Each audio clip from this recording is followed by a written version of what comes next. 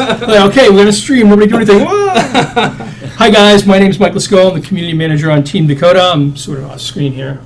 Anyways, I'm here with Tom Gazach, who is a producer who does something no one's figured it out yet, and David Sapienza, who you may know from such hits as Comic-Con and broke all kinds of great news there. You got a lot of press there. Where have you been, dude? We haven't seen you. Haven't been on the stream. What's up? Heads down. Why do you hate community? I don't hate the community. I love the community. You know? So, David has volunteered to come in. And the goal for today, guys, just so you know, just to set expectations, we're going to go through a quick little 2 or 3 minute intro. You know, we do that every time for new viewers. Today, we're going to talk about the making of kind of Project Spark.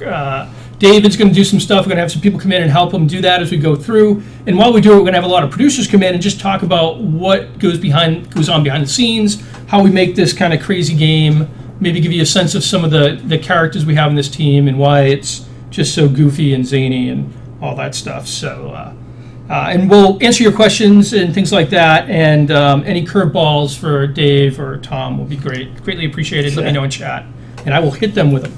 But so Dave's going to start off giving give the demos if I have no idea what this game is. Sure. Some of you on the stream may already know this, but those who've never seen the game before, we describe it as an open world digital canvas that allows you to sculpt, create, play, and then share anything that you can imagine. So if you can look at the screen, you can switch that over. I will walk you through some of the tools. Oh, hey, sorry, yeah. Hey, how about that? Hey. All right, so on the left side of the screen, you'll see some Thanks options. for the heads up, guys. Jeez. This is a selection tool. Up here is our sculpting tools. You'll see a collection of them.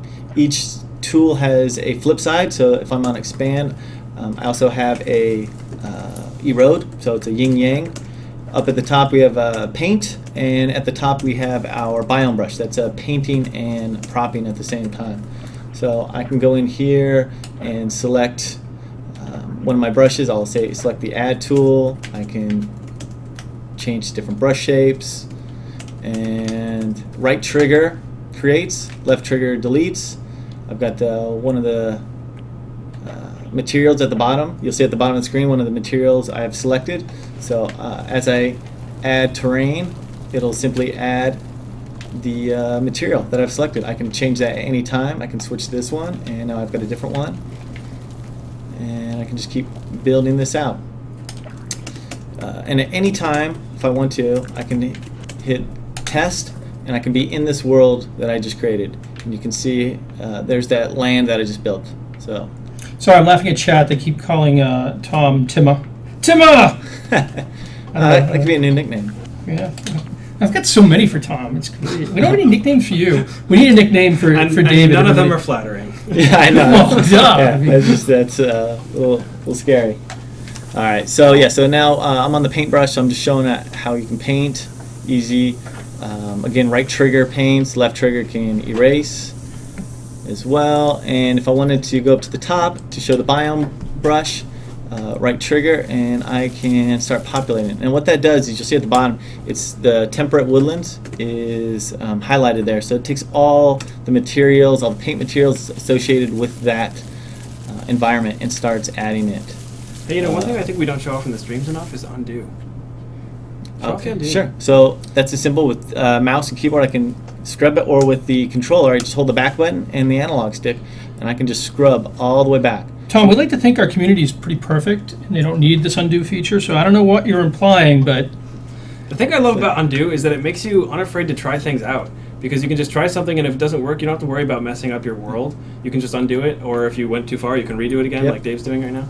We need an undo on our Twitch stream. Wouldn't that be great? Yeah. All right, so one of the last aspects I wanted to show off, just to give everyone a foundation, is one of the things I think really separates this product from anything else is how you add logic to the world. So right down here, you'll see is my character. Let me zoom in there. You'll see here. So I'm going to select him and go into his brain. So the brain, this is how we add logic to our world. We have a when side and a do side. So it's the condition and then the action. So when this happens, do this. So like when left stick, do move. When A press, do jump. And it's all customizable. I can delete lines. I can add lines. I can do whatever I want. This is my game. So we can start building some right now. So I'll start riffing here. All right. Do you have any ideas what you want to build? Do you get any thoughts or anything? You know, I was watching some of the last stuff. I noticed I think Eddie was here shooting himself out accidentally on one of the other streams. It kind of inspired me. So I'm gonna Shooting himself in the foot. Yeah, I'm gonna shoot myself out. Shoot yourself out and see where you can some go sort with of that. object, and yeah, we'll just take it and see where we go. All right, so Tom Gazage here. So Tom, what the hell do you do? Like, you're on all the streams, you're always around, you're always in chat yelling at me when I say something wrong. Wow. Yeah, it's great art. What is it that you do? So I'm the producer for the Crossroads component of Project Spark. And I also, for the last few months, have worked on a lot of the different shows that we've been doing. So I helped out a lot with the E3 show and the Gamescom presentation that we did. You did. You did a lot of work. He did actually do a lot of work for E3. I can't even make a snide comment on that. It's true. Wow, that must be some accomplishment. That is like a ringing endorsement for me, right? And at the moment I'm also working on our first-time user experience. So what is the user going to see the first time they boot up the game to sort of give them an introduction to Project Spark? So what are they going to say? Well, we can't say yet, but they'll see it when the beta comes out. All right. And so you're guaranteeing they're going to have an awesome experience. That first-time experience is going to be awesome. Well, that's certainly what we're going for. Okay. And if not, they can blame... If not, it's a beta, so, you know. Oh, Give us see, the feedback. That's right. We're in beta. Give us the feedback Beta. and we'll improve it. Oh, well played, sir. That was good. Tom also did like the both the community montage videos, right? You at least got that together and kind of led up that effort. Yep, that was a big focus of my efforts for both E3 and Gamescom, the montages that we released with both of those shows. No, that was pretty good stuff. Now, what about this Crossroads thing? When are you going to show that? We haven't really gone through. Eddie leaked a little bit about that. Are we going to have that in a future stream? Does it make sense to go through and talk about it? Yeah, I think it definitely does. I think we should do a future stream focusing entirely on that, at least for a good portion of it. We've been going through a lot of iteration on Crossroads, so it's had a lot of changes over time. We keep trying to, tweak it, make it a little bit better, make some changes, make it even more better. And what is the goal? What is the goal of, like, what is the win? If Crossroads is perfect, what does it accomplish that you So the idea of want? Crossroads is that absolutely anybody can make a game. We think that our tools and our full-on create mode are pretty easy to use, and we work really hard to add a lot of depth but also simplicity layers on top of it so that it's very easy for everyone to use. But even with the simplicity layers that we add, we think sometimes people are a little bit intimidated by that. So the idea of Crossroads is that there's no way you could possibly be intimidated by that. If you can play through a game, you can build your own game. It's like playing through a choose-your-own-adventure book. So you make choices along the way, and that builds the game for you. But one of the awesome things about Crossroads is that even though this game is sort of building the game for you, it's building it using the same underlying technology that all the other worlds in Project Spark are built. So at any point in time, while you're going through your Crossroads experience, you can stop the Crossroads mode, go into the full-on edit mode, and your entire world is there laid out for you already, and you can just go in and you can open up the brains, you can look at exactly how it was built, you can learn from it, and you can remix it to build your own even more unique level. So it's not like a dumbed-down version of Project Spark. This is the real game. It just kind of has tools that you go through and pick things, and it puts it down. And at any point, edit, and you're in the same sort of power editor that David's in right now, and you can do whatever you want. Yeah, that's exactly right. That's cool. Good. That's great. I like that. David, what do you got going on for us? Give us an update. We gave you so much time that you've done something awesome. So what I'm doing right now is just I created my guy here. So and all I'm saying, I go into his brain. So as when bump this wooden barrel, I'm going to turn myself invisible, and I'm going to make myself non-collidable. So the idea is when I run into this barrel, I'll disappear, and then I'm going to try to shoot myself out of this barrel. So You shoot yourself out of a barrel. Yeah, so I got to adjust it. So I added an arrow to show which way my barrel is facing, and then right bumper is going to pitch it up, and I'm going to change the left bumper here to pitch it down, or actually I can just do, let me try turn. Let's see how that works, and test that out. So run in here, disappear, right bumper, okay, can pitch, and turn. All right. This is like we're at the circus here. Yeah.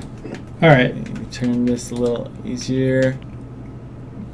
Well, we'll let you do that. Who else do we have to jump in here? Okay. So we got some more friends. Well, in let's here. get James. Let's go. James out of the way first. Yeah. Let's get that Out of the way. Did you bring your? You didn't bring it again. Oh my God! This is the perfect opportunity. I thought you showed it last time. I'm sorry. Guys, James Lewis, producer on Project Spark. Hey. You've seen him as the star of troll dancing. You know, James is already like the bigger than life personality here, and he comes in wearing this bright yellow jacket I know, just to right? show us up even more. This is the loudest thing I could find in my closet today. You know, James, so we've never really, I don't know, have we talked about what you do? Because I don't, like Tom, I have no idea what you do. Yeah, I felt like we have talked about it. You helped me move my desk. So that's good. I really appreciate it. I'm like, man, who Absolutely, can I, yeah. hey, James is right here. James, help me move this That's desk. going to come up in my review. I'm Yeah. bragging about Help that. Mike move Proud his of it, desk, yeah. No, but I'm the associate content producer on the team, so I have the pleasure of working with a lot of our artists on the team, and just kind of just working with make sure that we're getting the content out. We have a lot of cool looking things in our game, and so want to make sure that come beta that you guys can play with those things and have a lot of cool stuff available. So we're kind of with the art team, kind of heads down, making sure that everything comes in. But it's a lot of cool stuff that we're looking forward to showing off and sharing with you guys. So you guys, and when we talk with Tara, who I think is off Yeah. in the green room, in our green room, enjoying all the great stuff we have there. We'll probably get more into that, but basically, so content, that's sort of all the different assets that people see in the game. Absolutely, yep. So everything you see in the game, we also, the sounds, these are also part of our content packages. So yeah, we have a awesome team of concept artists. We have animators, the visual effects artists. Now I can't forget anybody because they're going to get mad at me. Who am I missing? Our 3D artists. I said visual effects. I said audio. Who else? Outsourcing. We have awesome outsourcing teams who are awesome, doing some great work for us. So we have a really strong team of awesome artists who are just dedicated, passionate. They're here all the time because they're just super passionate about what we're doing, and I love those guys. They're like my second family. It's a pleasure to work with those guys every day. No, that's great, and I love when you were girls, naming everybody. I was just kind of like, I'm not helping James at all. No life preserver. He's on his own. He's better not leave anybody out. I'm not touching this one. So cool. All right, and we have Tara here as well. Tara, do you want to jump in? I don't know how we're gonna fit everybody in.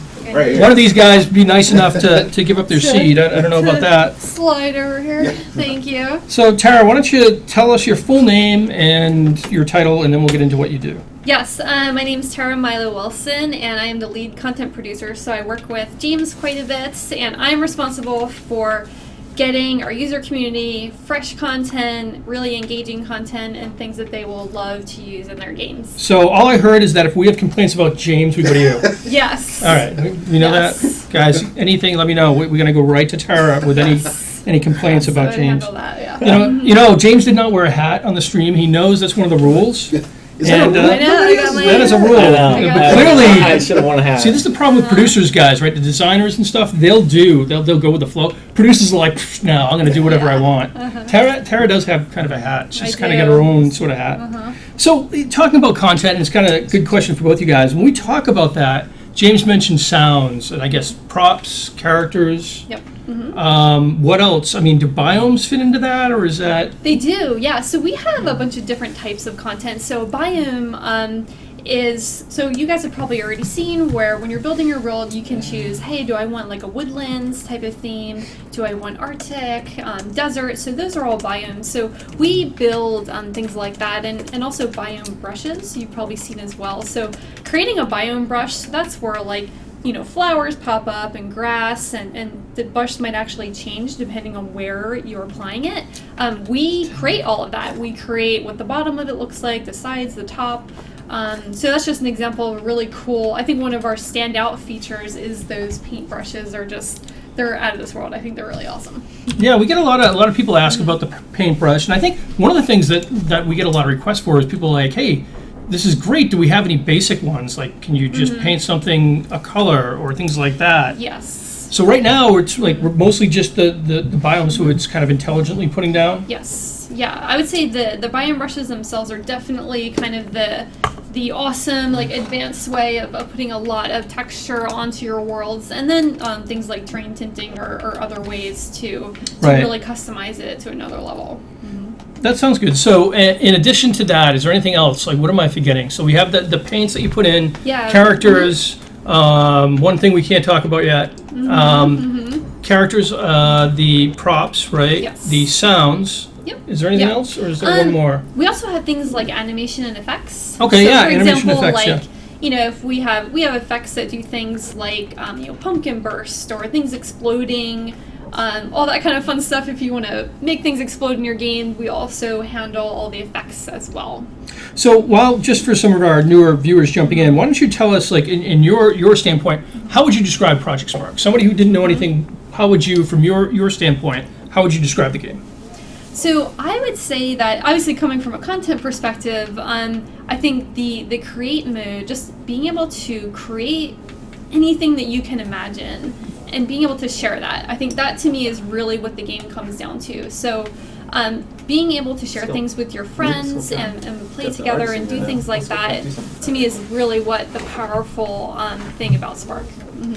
So when you talk about, like, we talk about content, and one of the things that I think is important to talk about is the, you guys look at making content, and you look at making content impacts and different themes and stuff, Yep. and we don't want to release any upcoming themes because, you know, we got some good surprises coming for the community, so we won't spoil those. Yes. But some hypothetical one that I hope, if I use this, we're not planning it, maybe you guys are, but say hypothetically we wanted to make a Christmas theme sort of content collection of stuff, right? That would be, well, we're not doing that, it's not planned anything right now, right? Okay, good. Yeah, just So, hypothetically. Hypothetically, so Christmas themed one. You would think about it, and the goal that you guys look at it is how do we create a Christmas themed stuff that will let everybody in the community, all the creators, create whatever games they may want in that theme. Yep. And so when you look at that, you just think of different sounds, and Yes. I don't know if Jingle Bells is a Yeah. license, but like music like that, like, you know, different sounds of music that would be Yes. themes, like A good- snowmen, like exactly. props. A great example is, so for example, let's say, you know, hey, we have this idea about, like, let's say Winter Wonderland, you know, that Right. type of thing. What our game designers do is they think about what would that experience look like and what would our users want. So an example, hypothetical, would be, hey, you know, obviously we may need some snow, glaciers, things like that. Those are some of our fundamental elements. And then getting into props, like, hey, maybe we want a snowball or we want a snow effect for the weather. Props could be things like, you know, candy house or things Right. like that. So our game designers imagine all of that.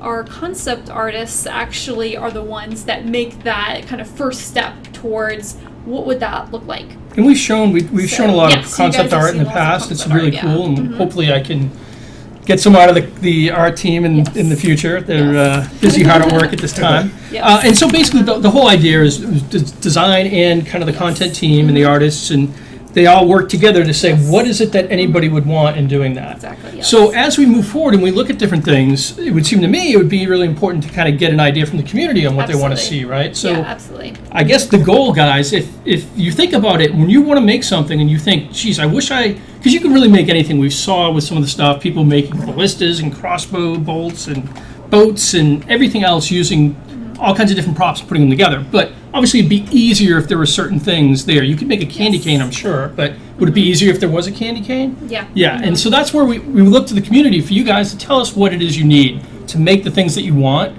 And we can't make everything, obviously, but we want to focus on the things that will give you guys the most bang for the buck. So, you know, we'll be getting that stuff, and that's kind of going on now. Like, we're always getting feedback and even now. Absolutely. I will be, you know, taking feedback from the community, reading through your comments, and then once we eventually do get to beta, we will be looking at what are people using, looking at forums to see are we seeing trends and what people want. So definitely it's a two-way communication there. So we want to make you guys great content, and the best way to do that is definitely to listen to you guys and see what you want. Well, that sounds great. All right, well, I appreciate you guys coming in. I think we have some rowdy artists outside. Probably heard me Thank you, talking guys. smack about them. Sounds good. How did the All right. cannon thing work out? It's working out pretty good. I've got. Let me just slide in here. I didn't undo your stuff. No, James's art pass was awesome. So I got my character. I will bump into the barrel. Okay. I can pitch. I can change it, and I can turn it.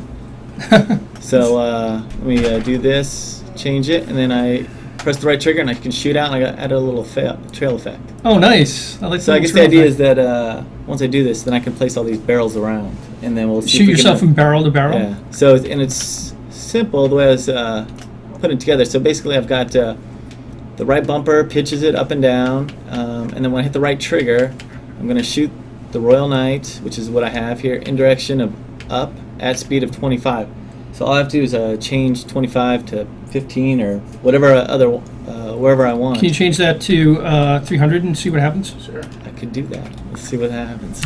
If the game crashes, this is totally Tom's fault. Fair enough. All right. All right. Let's See, you guys, you guys think big. I think small.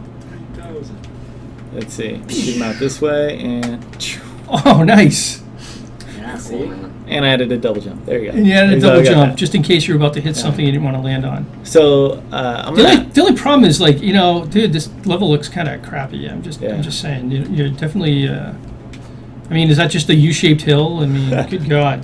Only we had I some get it. artists I get here it. to. It is a U-shape. We will hand it over to the artist. They'll art it up, and then we can place some barrels around, see what we can make. All right. Okay. Who's up first? So Chris is going to take your seat. And So speak Chris to Mott, us. you guys have known he hasn't been around lately. I don't know The what. guy that doesn't blink, apparently. I think we might have offended him or something. But That's what I've been told. I don't Chris, know. how you been? What you been working Hey, on? everybody. What you been doing? Been Been making art, making smart. Been making art. I can't really say what I've been working on, though. Man, you guys are so Tom will kill me. secretive. Lately, Chris Yeah. has been helping me with that Do not first talk time, about what that you first work on. time experience we talked about. We didn't tell the details, but we say we're working on the first time experience for users.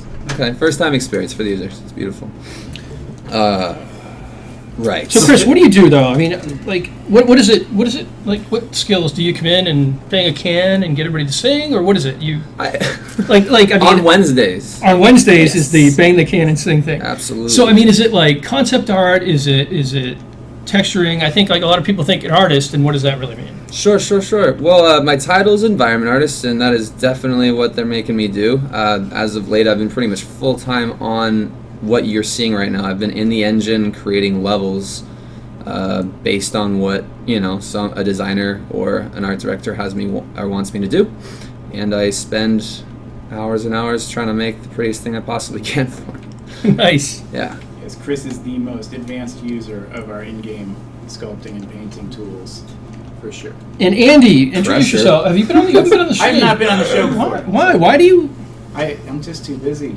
Oh, it's too big. You're too. That's right. So These guys aren't busy. Andy Ah, is too just busy me. for the Hey, community. Is what That's I my heard. first time as well, so So, same thing. all right, okay, so I'm Yeah. pretty much as busy. All those people out there that want beta keys, they don't get beta keys until we finish the game. Oh, look at that. You're going to play that card. That is the last chance of a did- scoundrel. I did introduce myself on the stream text stream. But, Oh, yeah. But yes, I am the art lead.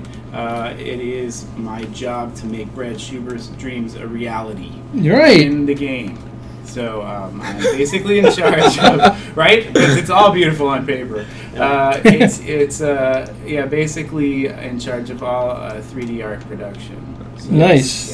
Yeah. And Andy was also at Comic-Con with David, and I think he got bit by a zombie. I did. Yes. We had a picture on that Facebook. was me. Yes, that was me on So- the street. Appreciate you taking one for the team. Yes. You That have been was- looking a little weird since then. You're looking a little peaked. Yeah. It's really weird. Yeah, it's just the 12-hour days. Oh, okay, yeah. It's nothing to do with the zombie Working bite. hard to get you beta as soon as possible. See, these guys are just Yeah. beating that drum. My God. So, all right, Chris, what do you got for us? What are you building? Today I am going to make you a series of floating islands. As you guys may have known, we just recently implemented this thing called Big World, which we've demoed, and it has definitely made my life awesomer. Yes. Do you feel it has like kind of risen the bar on what you need to make now? Like, Yeah. People expect more now? For over a year or so, we've been stuck with the confines of that rectangle and all that jazz, and I got used to it and figured, hey, that's what we're going to ship, and that's great. And then this came along, and now it's I'm just, I lay in Right. bed thinking about it. anything goes now. We actually got really pretty good much. at hiding those constraints. Yeah, that was a big Well, you one. look at like Swan Song, right? You look at how much gameplay is there in that little area. I mean, you wouldn't even use the whole area, That's true. so you can do it. But now what you're saying is that you don't have to be like precise. You can just be reckless in how you use your terrain and just spread it out and that pretty sort of thing. much. Good, that's great. I'm sure Yes. that's what the performance programmers want to hear. Thank you. If they can hear me. This one song's about I think half an hour, 40-minute experience already, and it's just and that was just with the default. Well, that's assuming you get through it on the first play. I That's actually true, did not beat it the first couple times I played. Really? So. Yo. We need to do a stream where we just kind of Play it start to finish. See the yeah, ending. Yeah. and just show that and maybe Where did this get come Rusty from? in to talk about it and Yeah, stuff I like actually that. don't even think. I don't think the ending has ever been achieved on stage. So very few people no. have seen it outside of the studio. Rusty. You really could have just rubbing it in because they all have wanted to see Swan Song to the end. Yeah, way to go, you know. Just keep hyping it up. Yeah. Rusty would love to do that, I'm sure. Yeah. But I hear he's got a bunch of slave drivers and producers and art leads that are just cracking the whip on the poor guy. You can't even I rarely let him out into the daylight. can't even go to the men's room. I hear you just kind of keep him right there at work, chained to his desk. It's So yeah, so Hard reality. the size we were talking about, we showed it in one of the streams, and Chris actually built it, and it took us forever to go up there. But the area that you can build in is 5K by 5K across, and you can go up to, I think it's 620 or 640 meters high, which is really, really high. Like you really can't even see the ground when you're up that high. So it's definitely very cool, and you can do a lot of things. Could you make a character 620 meters high? Probably. Well, I mean, I suppose you could, but I don't know if that would end. There, well. I mean, there are theoretical limits on some of the characters, but Like 60 meters high, you could probably make them 60 meters. I don't know about 600. Yeah, you can. I think they're pretty large though. Yeah. You can make them so big that they kind of dwarf the little starting platform. Yeah. Yeah. You can make things so huge that it Yeah. just wouldn't work at or all. the in your or the game. inverse. You could shrink them down. That's true. Sometimes if you want to really exaggerate scale, you can actually scale everything else down a little bit, then scale your character up, and it's just like 10 times what you'd normally get. It's funny, we talked about doing that when we were going to announce the whole big world, Yeah, let's do was to take a character, make them really small, and say, well, hey guys, you can get a lot of use out of this space, and then have the character run, so it would take forever to run across. Sure. Yeah. And then say, and everybody would be like, oh, that dude, that's kind of lame, and then we'd be like, but see, we also have big world. Yeah. But nobody liked that idea except me. So, so see where that went. Kind of trolling, you know. Yeah. Totally. So Andy, what do you do, like, other than, like, what does it mean to make Brad Schuber's vision come to life? So, Brad focuses exclusively on concept art, high-level design of. So he's looking at, aesthetics this of is the the game. look and feel, this is the Right. emotion you get when you look at Project Spark. Right. Yes. So all of that has to be made a reality, both in the man hours that we have available to us, and also within the performance spec that we need to achieve to get the game to run on all of our platforms. And so I spend a good amount of my time with the artists, developing the best pipelines for them to generate the textures, the models, all of the stuff that's actually rendered on screen in the most efficient way, so that users can create worlds as big and as complex as they want and have the game still run smoothly. Right, so you don't want to make it so great that, nobody Right. can play it and the frame rate's 1 frame per second or something.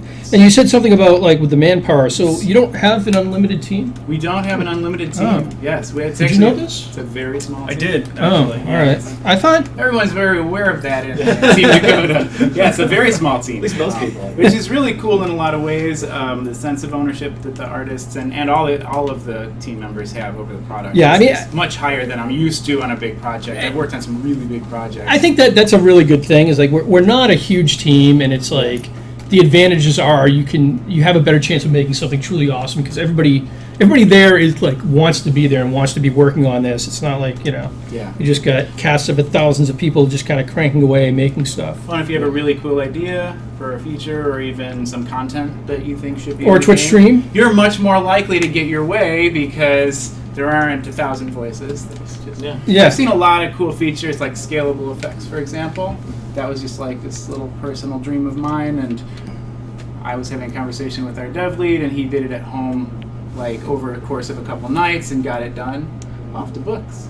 See? So that's how all the awesome art requests get done. Not how it should work. Off the Says books. the two producers, right? It's Sal's okay, shaking there's his more head. producers here, so that's Sal's fine. shaking his head. I love the feature. That's though. how I the love awesome feature. stuff comes in, right? Yeah. There's always this little, the producers are the ones that have to make sure we get this game done. Otherwise, we would all spend, 10 years working on this and you'd never get to beta. So these guys have the tough job of making sure it gets done, but we love to besmirch them for always, raining on every parade and, we want to do this, and the producers say no, so. Right. But I think what Andy's saying is, given the size of our studios is relatively small, it's we're pretty agile and we're open. It's an open culture where regardless if you're an intern just coming in as a junior person or you're one of our most senior people.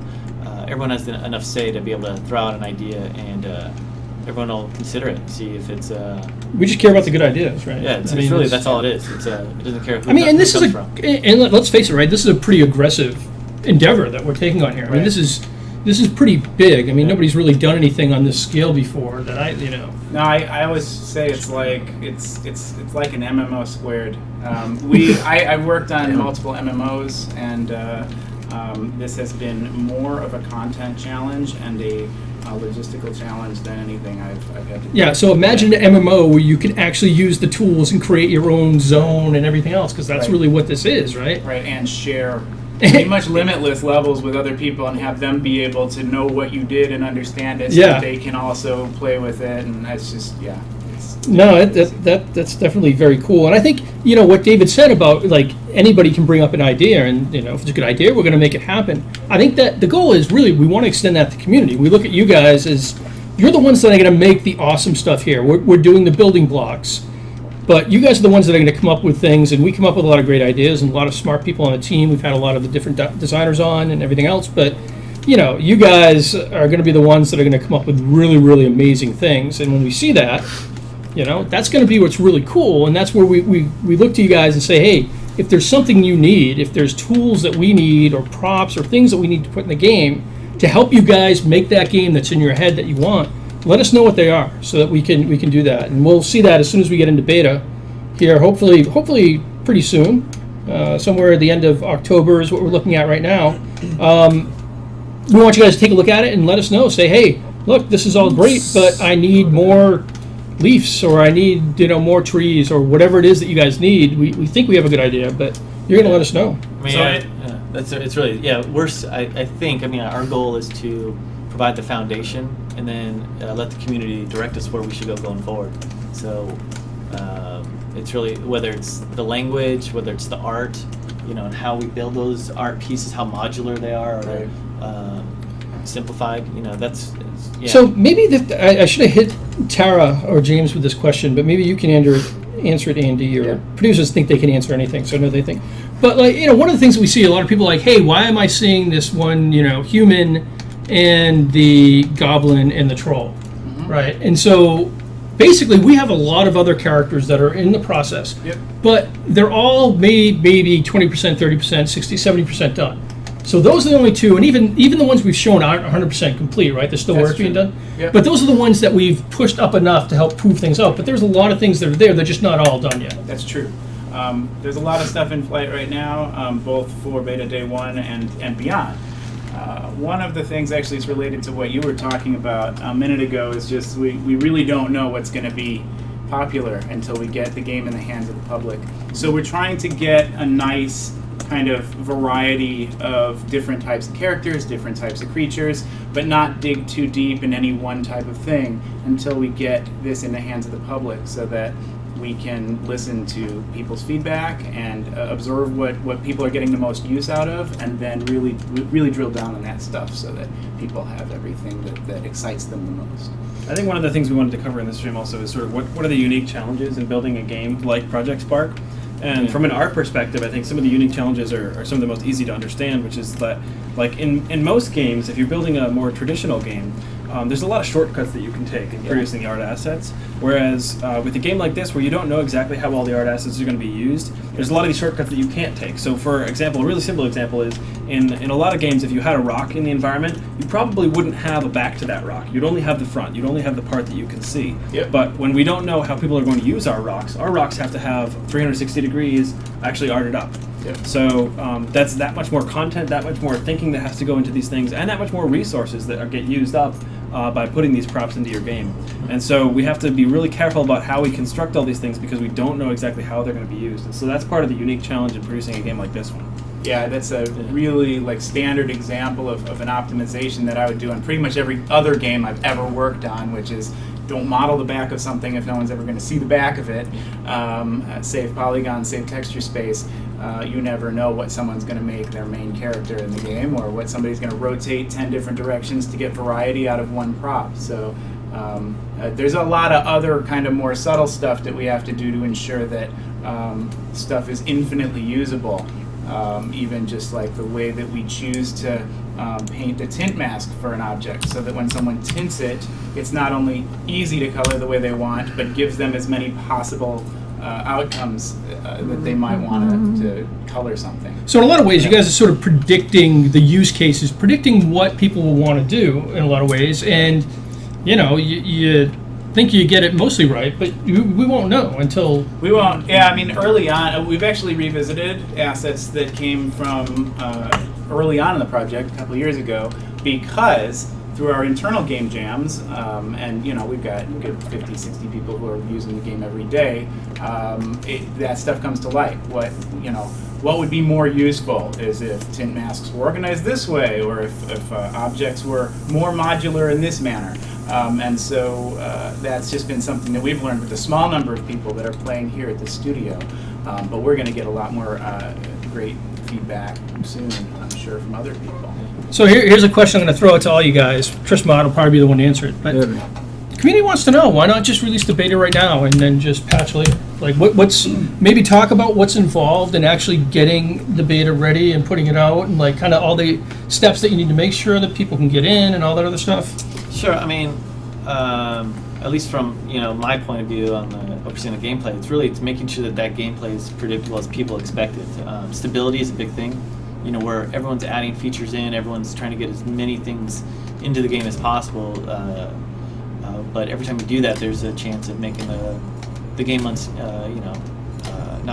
as optimized as it could be, or it's possibly going to crash. So we really got to be very. We want to be predictive, so we know what's going to happen and when, and so there's a balance there. And that's one of the things that I've mentioned to people a lot. Like, this is on the Win8 PAX build that we're using right now. We use this because it was shown at PAX. It had a lot of testing. We made sure that people weren't adding in new things that could break stuff, and it really had a lot of time to make sure that was stable. Where right now, I mean, you guys are just hands down, like, throwing things in left and right, trying to get all the features in that we want to have be there for beta. Yeah, and one of the things, the aspects of the game is the code, the language. So we're adding new tiles and new functionality to that all the time. But what Andy was saying as far as we don't know how people are going to use this. We have an expectation, but people can use the code in different ways, where they'll approach the logic in a different way. So we have to put something in the game, and it has this ripple effect across of how they're going to use that one tile across everything else. Right. So there's a lot of thought that goes into it, and then there's a lot of iteration going back and forth, and making sure things work as people expect, but also giving them the flexibility to change it. Chris, can you just talk about what you just did with the lighting color? People were asking in chat. Sure. So some of our props have a default power on switch, which allows an emissive map to take place, which is what you saw with the the mushroom caps. Sorry. And I turned them on, which immediately made them glow. So if we went back to say like pitch black, you can see they glow.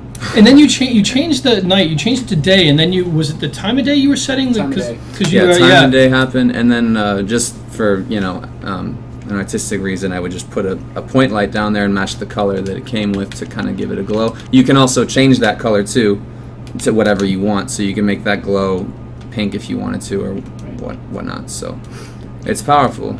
Yeah, that's very cool. Yeah, sometimes when I exaggerate that kind of screen glow that you get around emissive objects by placing a couple of similarly colored point lights nearby. Yeah. Nice. See, those are little tricks that I think nobody would really think. Like, I wouldn't think about it if I was just making something, but it's one of those things that you learn, and then we'll see the community will start kind of doing stuff, and we're like, oh, hey, look, that really makes it glow and stand out, and things like that. One thing Chris just mentioned was that those specific props have an emissive map on them. What he means by that is that those props actually will appear to emit their own light when you're looking at them, even if there's no light falling on them, but they won't actually cast light on the objects around them. So basically, you saw when he was using the mushroom in the pitch black sky, you can see the lit up parts of the mushroom, but it wasn't actually casting the light on the props around it, which is why he was adding that light prop to add in that light that would be cast on the tree around the mushrooms. That's neat. Do we want to jump in here as soon as Chris is finished up to show a little bit of this and maybe show what it looks like from the player's perspective and this awesome stuff he's been building? Positioning your barrels. Yeah, let me see. Here, let's switch up real quick. Sure. Positioning your barrels. Position those barrels. Yeah.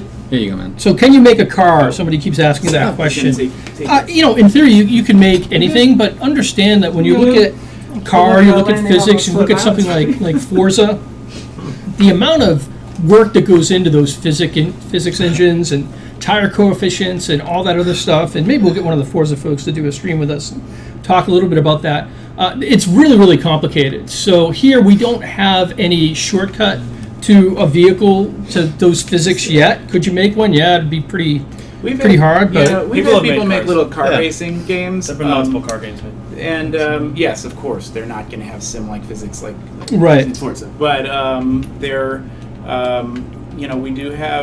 we have all sorts of ways in Kodu to detect what the ground is like underneath an object, and so you can K-code a car to behave like a car if you build a car out of a bunch of objects. It's really just limited by how ambitious you are. Right. And I think like a lot of these guys were saying, if we release this thing and we see the entire community comes back and says, oh man, we really need easier support for making cars, that may That's be what we'll do, be right. a future update that we do. So we may add in features that make it easier to build car physics and more specific props that are designed for building cars. As it is right now, you can take the props that are in there and you can construct a car out of them. But in the future, we might build in more features and more content that makes it easier to build cars. Yes. And a lot of that will come based on the community, right? When people say, hey, look, I really want to do this, only I don't want to create this new one. Although we've seen assemblies, we saw that in the last one where, hey, here's an assembly that somebody created, and it's like, well, I can use that and put that in my game. But, we can always do like kind of creation shortcuts like that to make it easier. Yeah, and getting back to why don't we just start beta now? Obviously, the game is rather polished. We want to have that variety of stuff so that beta gives us the information we need to make the full version of the game what it ought to be on day one. And so having a little bit of everything in the beta release is very important for us to learn. So having stuff in there that allow people to do what they want to do. And if there's a hole there in vehicles, we'll find out during beta. We can address that. Yeah, and currently our plan is to have beta ready. We said October. Obviously, this is October 1st right now. Wow, really snuck up on us, didn't it? I just want to make sure it still worked. Pressure's on. Yeah. Okay. And at least I only have 4 people in the team that I'm taking away or doing work at this time. Good thing Jesse's out sick today, kicking my tail. And so we're looking towards the end of October now is our goal. And, I think we're feeling pretty good. But at the end of the day, we got to make sure we put out the right experience. And one of the things that the team, maybe sometimes to a fault, is they want to make everything perfect. And we kind of got to balance that on how great can we make the experience versus, we got to get this out sometime. So it's constant wrestle. I think the producers are on one side, Andy and Chris are on the other. No?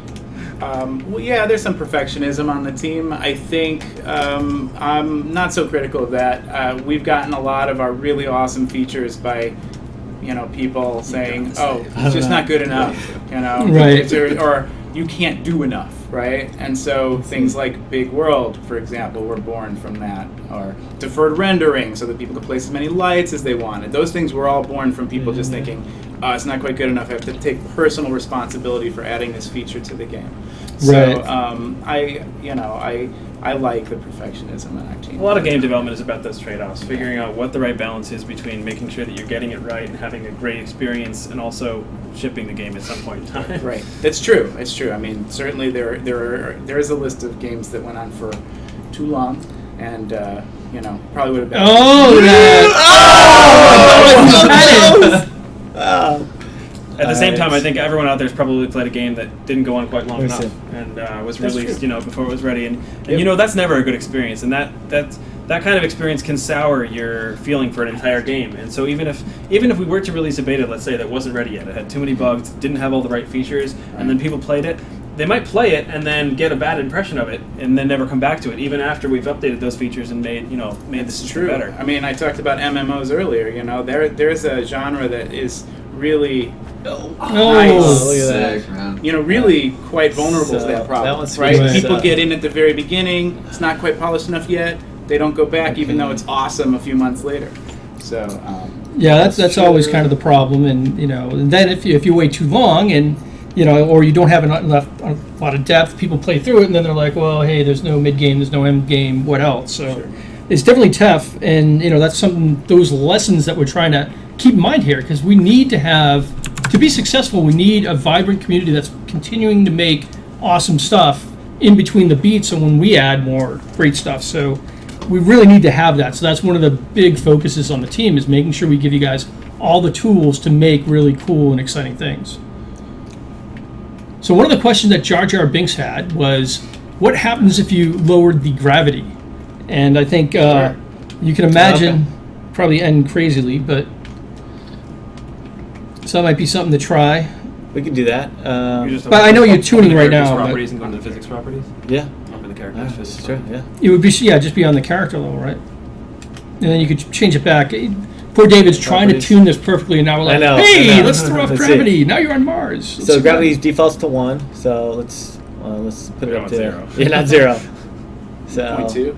Yeah, 0.2 or so. So let's happens. just see Okay, how point that 2. works. Let's see what happens here. I'm a big fan of playing with gravity. In fact, I'll do a little gravity thing at the end of the demo. Nice. I believe, correct me if I'm wrong, but Andy, you're the originator of the asteroid exploding the asteroid field. I am actually. I'm gonna. Whoa. Whoa. See ya. Oh, I'm still going. There he goes. Goodbye. Right. Oh, okay. So there, you can tune the whole game See? with gravity. There you go. Forget positioning the barrels right.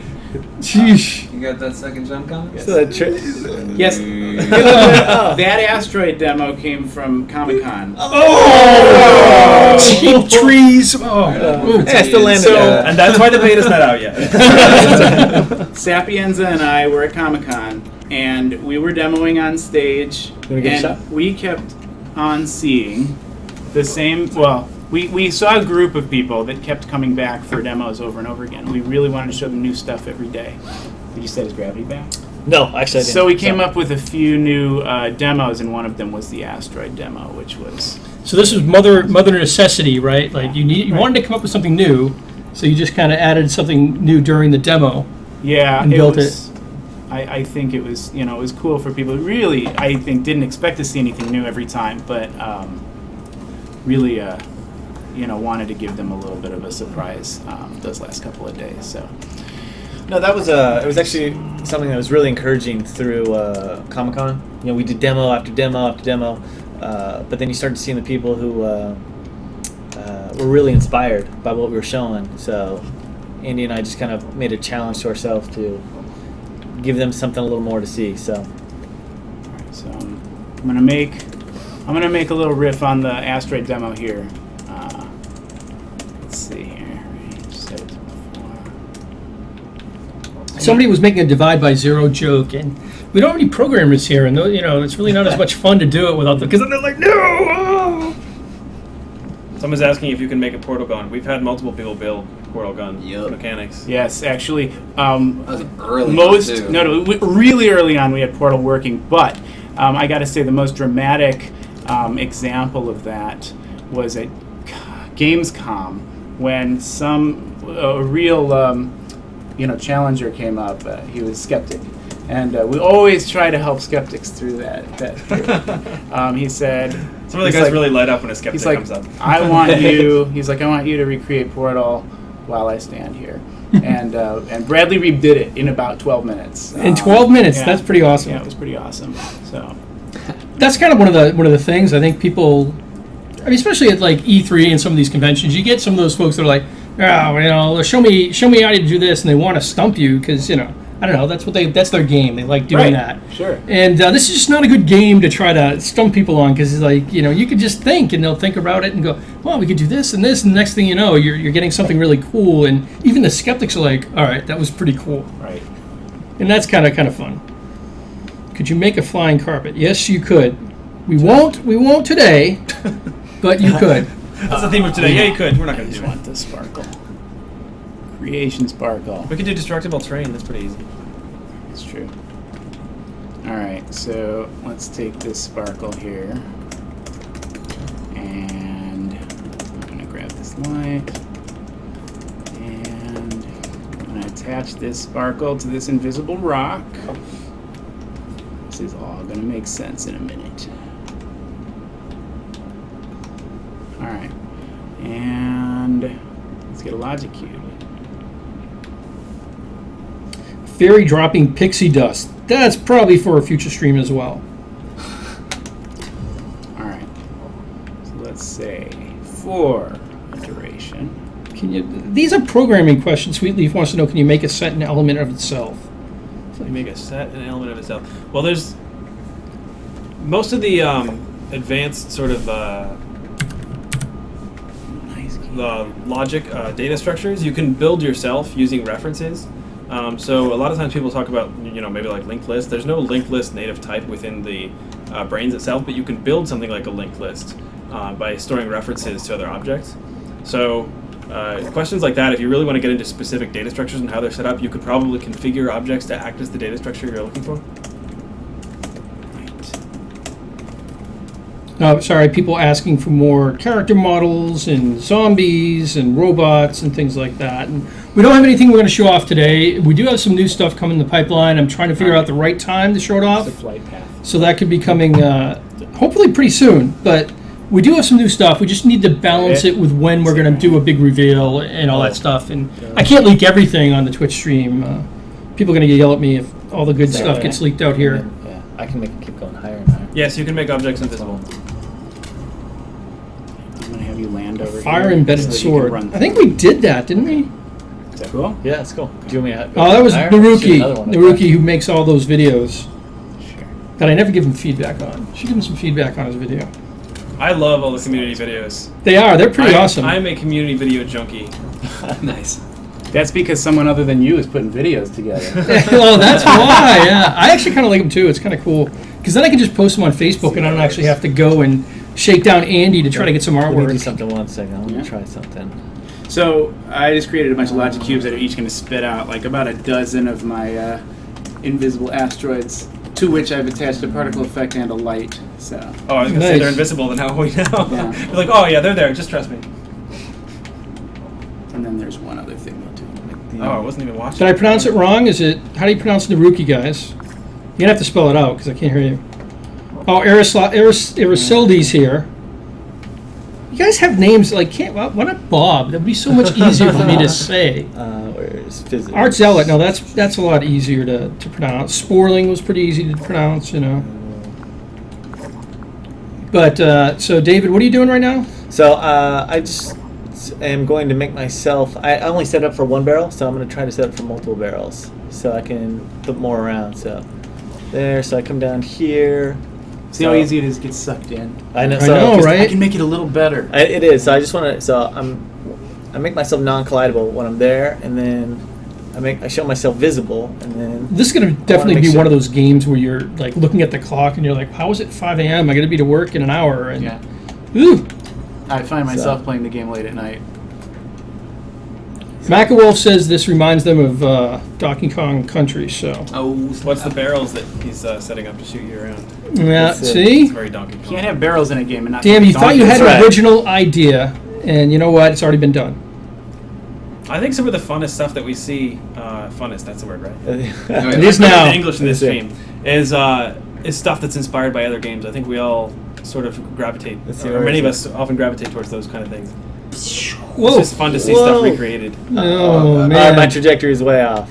Let's try that again. Where is it? Of course, we see awesome original stuff too. So. You gotta change the radius on. Well, I think it's interesting because I mean that's why we're all gamers. We love seeing what like new things they come up with, new mechanics, new cool things, and how can we not want to do that? Nice.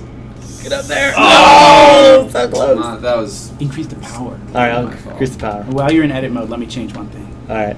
Oh, see, that was a total artist move. Right? Hey, I increased my. Hold on. Let me make that look a little bit better. I'll do it. So a 2D Mario scroller. So last stream we had Rob on, and he made a bit of a side scroll that had some of those elements. So definitely that's something we've done in the past, and we could do again. In the future, if you guys think that makes sense. Definitely cool stuff that we can do there. We've had a lot of sides. And yeah, there is level linking. That's something we showed off a few streams ago. Basically, it's between Big World and level linking, we end up with infinite worlds. You can make a game that goes on indefinitely, like really forever and ever, because you can use so much of the land we have, and then just put a link at the end, and shoot, now you're in the next level. So, awesome stuff. Yeah, Dragon Ball is kind of old school now. You know, people don't realize what that was back in the day. And yeah, water is something that I want Henry here when we get into that, because he knows more about that than I do. Both Henry and I are real water aficionados. Oh, yeah? So I would love to talk water with Henry. All right. So Andy just signed up for Thursday at 3 p.m. to be here with Henry to talk about water. That's what I heard. I'm writing that note right now. Super Smash Brothers Brawl games. Yeah, you could do that. Looks like we have another visitor for the stream waiting outside. Do we? Who? Mike. Is anybody important? Oh, no. They're beginning to fall. Yeah, I can see that. Awesome. Cool. Now start bumping into them. All right. One more. All right, let's try it again. Because you gotta start. Oh, you can kick them around. So, guys, I hate Pop out to... anyway, All right. so I'll let Mike. Well, watch everybody scramble right now. Watch this, guys. It's great. Mike, how you doing? I'm good. What's going on here? So this is Mike Jacob. He is the guys. what's your title? Is executive Good, thanks, producer? He's kind of Programming. I don't know. What do you do? You're like kind of the Chief guy. Wrangler? He's the guy you don't want to get in trouble because he makes it all. We all work for Mike in one way or the other. So, and I guess you got a game. Well, I coming? was looking for Sapienza here. I was wondering where he was. He missed the build review today at noon. You missed the build review, He's been down here. Yeah. dude. Where were you, man? I That's was- serious stuff. I'm making greatness going on? right here. You know, crazy. Mike was upstairs making beta happen, and Sap's down here playing the game. Just that's Yeah, it. now I'm Look here at to that. kick him out of here. I'm Nice. testing. I'm testing. You guys this. need to get back to Yeah, work too, for that matter. See, Probably should. All right. You keep doing this. This is what Okay, you bye do. guys. I'm the only one that can get away with Everybody. it. Do you want to Thanks, show James. See you guys. Angry Yeah. Birds real quick, and then we'll wrap this up, David? Thanks, guys. Sure. And one last thing. Yeah, we're just Give gonna me a couple show. minutes. We're just gonna show Angry Birds, and we're gonna wrap it up because we got 3 minutes. Okay. So let me exit out of here. This is custom world, and we are in play. They call me head of production. So we call it Rodent Rage. Oh, okay. Not really Angry Birds, just Somebody's for asking. legal reasons. But so let me just go into Remix just to show how it's built. Given the time, we won't go into the actual code of it, but Not if It's you want to kinda- keep your job. it's kind of interesting to actually see how. Wait, do I get fired How if it's he doesn't constructed. show up at 1 o'clock? All right, so this is one of the levels. You can see. You guys have heard of the game Angry Strip. Birds, right? Yeah, I No. think some people have heard of that one. Maybe heard of that? But we This is constructed homage it to Angry in Birds. a just one area, and we have all the puzzles built on top of each other. So there's 3 stacks right here. So they basically happen on the same place. You just only see one at a time. And what's this right here? This little, it looks weird that you have this little growth out here. Yeah, so we bushes. put. You can even see the light bulbs too above it. Barely. This just to give you a sense of foreground and background. So when you play it, you get a little bit more depth. So if I go, So to- let's play it and just see, and we'll see how good you are. But see, isn't that kind of cool? You can see how that's there, and if you like move around, it kind of gives you the foreground, background, and we just kind of faked it by putting it in for real, right? yeah, Kind So- of neat. So here, this is a touch game. Also, it also works with mouse. So he may not do well because he's on the mouse, but there you go. oh, that's not Oh, too bad. yeah. No Nice. faith. No faith. Well, you know, I try to set the bar low, you know, I appreciate that. Yeah. especially for your. No, I mean, just saying. All right, so this is that second phase. You Okay, saw, like, second yeah. one. Yep. And it's the same thing. Grab it, move it around. Look at that. Nice. All right, third one. Can you go So for 3 in a this, row? I mean, the thing that's kind of neat about this is that this was built on Angry squirrels. console, but it was a touch game. We built it on a console, and then we Like can touch or take mouse it on or a keyboard, touch either or way. a Surface or whatever you want. Oh, you I got so barely got that lucky. one. Yeah, that's Oh. All right, guys, that's what we got. We're right at the time. We got the boss down here to make sure we don't run over. Thanks, everybody, for coming out. Remember, go to www.projectspark.com to sign up for beta. It's free. We're looking at the end of this month, so be ready. Make sure you're signed up.